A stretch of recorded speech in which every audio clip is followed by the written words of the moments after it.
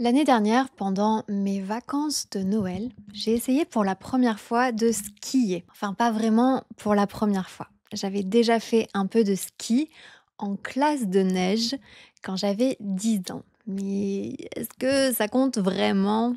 Je sais pas. Donc, l'année dernière, j'ai refait, on peut dire, du ski pour la première fois depuis 20 ans.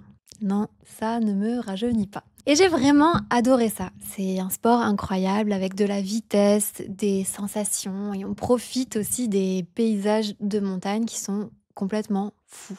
Moi, j'ai pas l'habitude de voir tout ça. Mais je n'ai pas seulement découvert un sport, j'ai découvert aussi un monde que je ne connaissais pas, celui des stations de ski. Salut, salut, salut, bienvenue dans un nouvel épisode de French Mornings, le podcast. Comment ça va? J'espère que vous allez bien. Comme vous pouvez le voir, si vous regardez la vidéo du podcast, j'ai changé de décor. Je ne suis plus à Bordeaux, j'ai enfin déménagé, comme je vous l'avais annoncé dans l'épisode 12 du podcast. D'ailleurs, pour ceux d'entre vous qui ne me connaissent pas, bienvenue, je m'appelle Elisa et j'enseigne le français en ligne, principalement sur ma chaîne YouTube et à travers les épisodes de ce podcast que tu es en train d'écouter. Donc, pour vous donner à tous, à tous ceux d'entre vous qui m'écoutez ou qui regardez, un peu de nouvelles de ma vie, j'ai bien quitté Bordeaux, mais j'ai pas encore trouvé de nouvel appartement. Pour l'instant, je me suis installée chez mes parents pour quelques mois pour pouvoir vraiment prendre le temps de trouver un appartement qui me plaise vraiment, qui a 2 chambres, ça c'est super important parce que j'aimerais un studio d'enregistrement. Pour l'instant, c'est un petit peu compliqué de travailler et de filmer parce que je suis pas super bien installée, mais ça va, j'y arrive quand même. Aujourd'hui, je vous conseille d'écouter l'épisode en buvant un bon chocolat chaud, pourquoi pas, puisqu'on va parler de neige, de ski et des stations de ski en montagne. Je vais vous parler de l'histoire de leur création, qui est très intéressante, et de leur futur. On va essayer de répondre à une question.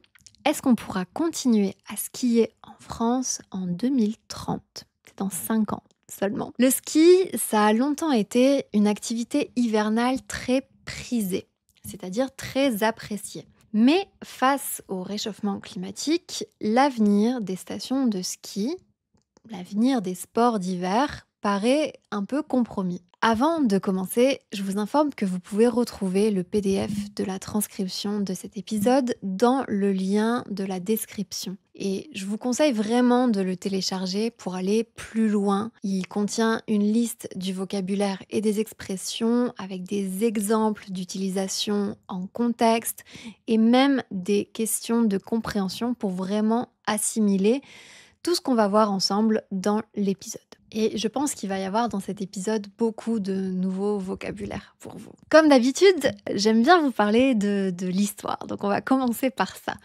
Comment sont nées les stations de ski en France? C'est une histoire assez intéressante.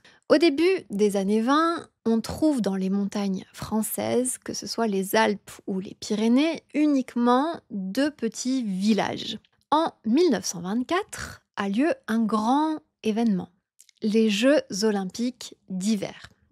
Ils sont organisés à Chamonix, une commune des Alpes qui est située au pied du Mont Blanc, la plus haute montagne de France. Vous avez peut-être déjà entendu son nom car c'est encore aujourd'hui l'une des plus importantes stations de ski de France. Les JO d'hiver de Chamonix marquent une étape majeure dans le développement des sports d'hiver. Malgré quelques critiques sur l'organisation, les Jeux sont globalement un succès sportif et médiatique.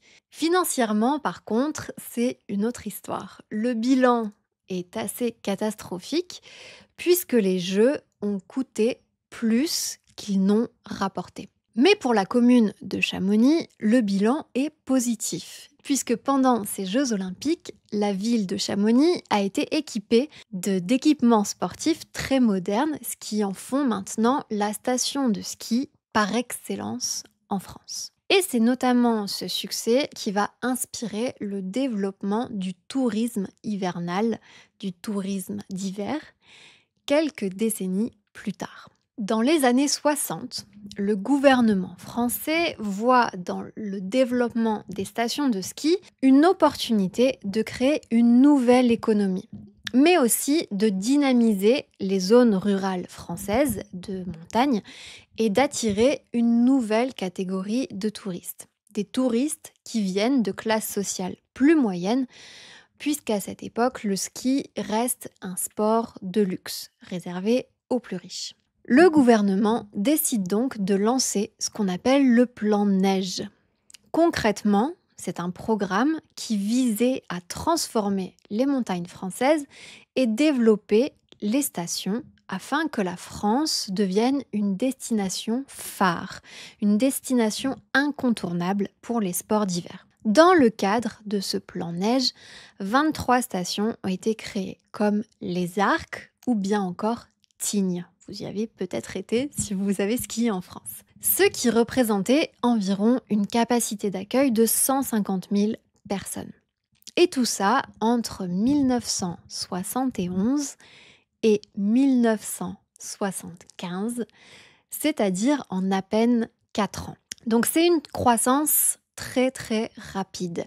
Et c'est en partie pour ça que le plan neige a été très critiqué. On a reproché au gouvernement de marginaliser les populations locales, c'est-à-dire de les mettre de côté, notamment en les expropriant de leur terrain pour permettre les constructions.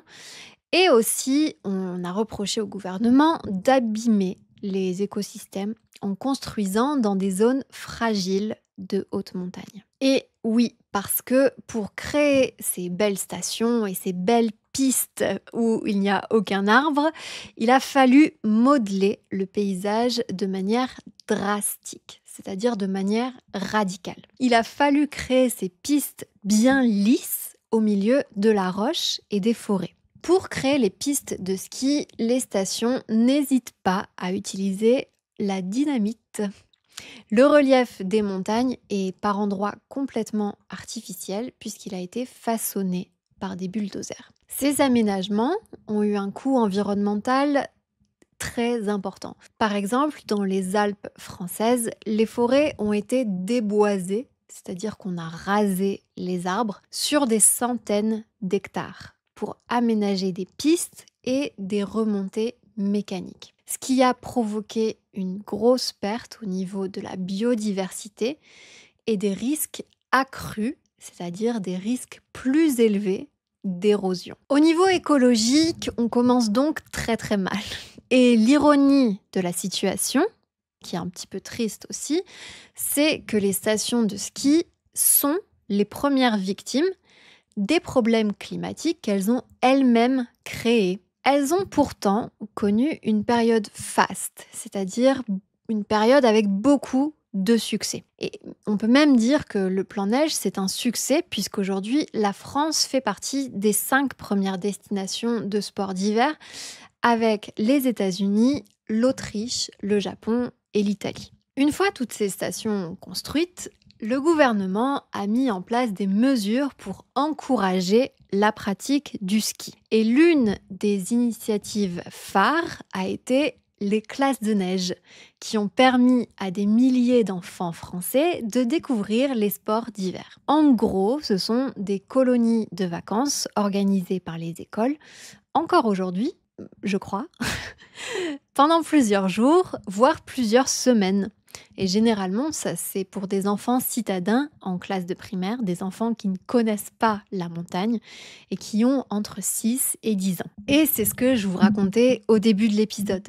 La première fois que j'ai fait du ski, c'est quand je suis partie en classe de neige avec ma classe de CM2. C'est la classe dans laquelle on est en France quand on a 10 ans. On est parti très longtemps, on est parti 3 semaines. C'est vraiment énorme dans les Alpes.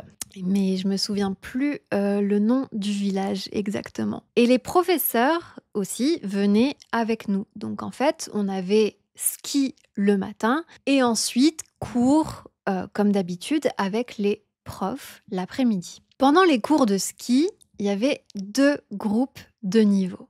Les bons et les nuls. On s'appelait pas les nuls, mais les débutants.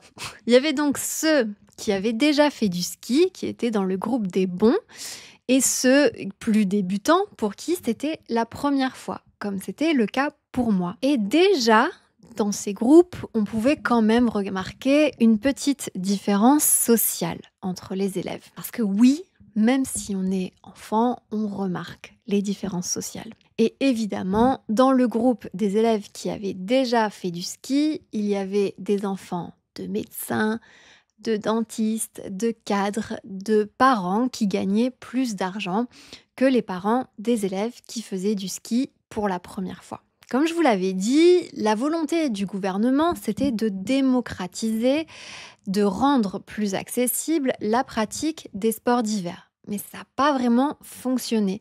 C'est quelque chose qui est resté assez élitiste. En 2023, moins de 10% des Français sont partis en vacances au ski, contre 15% dans les années 80. Et la baisse est particulièrement marquée parmi les classes moyennes et populaires. Pourquoi ? Eh bien, parce que faire du ski, ça a toujours coûté assez cher, mais aujourd'hui, ça coûte de plus en plus cher. D'après une étude de l'Institut national de la statistique et des études économiques, qu'on appelle plus couramment l'INSEE, le budget moyen d'une semaine au ski pour une famille de 4 personnes dépasse les 2500 €. Ça inclut l'hébergement, les forfaits, la location de matériel, etc. Et il y a vraiment aussi une augmentation du prix des forfaits, c'est-à-dire le pass qui permet d'accéder aux pistes de ski, qui a grimpé de 25% en moyenne au cours des 10 dernières années. Et si on restitue tout ça dans le contexte actuel, avec l'inflation qu'on connaît et la baisse du pouvoir d'achat, le ski, ça reste vraiment inaccessible pour beaucoup de personnes. Mais d'un autre côté, l'attrait touristique des stations de ski françaises reste fort, notamment pour les touristes étrangers. En 2019, avant la pandémie, avant le Covid, les stations françaises ont accueilli environ 10 millions de touristes et dont 25% de touristes étrangers. Ça montre bien que même si le ski est moins pratiqué par les Français eux-mêmes, ça reste quand même un atout économique très important pour certaines régions. Mais pour combien de temps ? On vit aujourd'hui une crise climatique sans précédent et qui va impacter nos vies à tous. C'est un peu dramatique, mais c'est comme ça. Et d'après les chiffres du GIEC, qui est le groupe d'experts intergouvernemental sur l'évolution du climat, la température dans les Alpes, dans les montagnes des Alpes, a grimpé de 2 degrés depuis la fin du 19e siècle. C'est presque 2 fois plus que la moyenne mondiale. C'est énorme. Cette hausse de température réduit l'enneigement en basse et moyenne altitude. On a moins de neige qu'avant. Et donc, actuellement, 30% des stations de ski françaises ont du mal à garantir assez de neige naturelle pour rester ouvertes toute la saison. La saison qui dure de décembre à mars environ. Donc, pour compenser ce manque de neige, l'industrie du ski compte sur la neige artificielle. En 2020, on estimait qu'environ 40% des pistes de France étaient équipées de canons à neige. Et ça augmente chaque année. On arrive presque bientôt à la moitié des stations qui utilisent de la neige artificielle. C'est une solution qui est encore une fois catastrophique pour l'environnement parce que produire de la neige artificielle, ça demande entre 4000 et 6000 litres d'eau par hectare de piste chaque jour. Ça peut représenter jusqu'à 20% de la consommation annuelle d'eau de certains villages de montagne en pleine saison. Et en plus de ça, ça consomme énormément d'électricité. Face à ce problème, il y a certaines stations qui cherchent des alternatives, comme Chamonix ou Léger, par exemple, qui se diversifient et misent sur d'autres activités que les sports d'hiver, et qui sont le bien-être, la randonnée ou la culture. Et il y en a d'autres qui testent aussi des solutions plus écologiques en installant des panneaux solaires sur les remontées mécaniques par exemple, ou encore en récupérant l'eau de pluie pour alimenter les canons à neige. Et évidemment, tous ces problèmes écologiques ont des conséquences au niveau économique. D'après un rapport de la Cour des comptes, publié en février 2024, la production de neige artificielle ne pourra bientôt plus compenser le manque de neige naturelle. Et plus de 30% des stations françaises pourraient fermer d'ici 2030, donc d'ici 5 ans, si les hivers continuent à manquer de neige et si elles ne réussissent pas à se réinventer. Et c'est une perspective qui mettrait en péril, qui mettrait en danger beaucoup d'emplois qui sont dépendants de l'économie touristique hivernale. Alors, est-ce qu'on pourra encore skier en France dans 5 ans? La réponse est un peu nuancée. Les grandes stations en altitude comme Val Thorens, la plus haute d'Europe à 2300 mètres, devraient pouvoir continuer à offrir de bonnes conditions de ski, même si elles vont utiliser de plus en plus de neige artificielle. Par contre, pour les plus petites stations, qui sont à des altitudes plus basses, il va falloir obligatoirement se diversifier dans le type d'activité qu'elles proposent pour rester viables, pour rester en activité. L'avenir du ski en France va donc dépendre de la capacité de ces stations à s'adapter au changement climatique et aux nouvelles attentes des touristes. Mais une chose est certaine, le ski tel qu'on le connaît aujourd'hui va devoir évoluer pour être plus durable tant au niveau écologique qu'au niveau économique. Merci à tous d'avoir été au rendez-vous. J'espère que cet épisode vous aura plu. Je pense qu'on a vu beaucoup de nouveaux vocabulaires aujourd'hui. Alors n'oubliez pas de télécharger le PDF avec la transcription et le vocabulaire de l'épisode pour continuer à pratiquer. Si l'épisode vous a plu, vous pouvez me laisser 5 étoiles sur la plateforme où vous l'écoutez ou bien un commentaire, ça me fait toujours plaisir et ça m'aide beaucoup. Et vous pouvez aussi, pourquoi pas, le partager à un ami ou une amie qui aime bien skier. Ça m'aide vraiment pour la diffusion et je vous dis à très bientôt.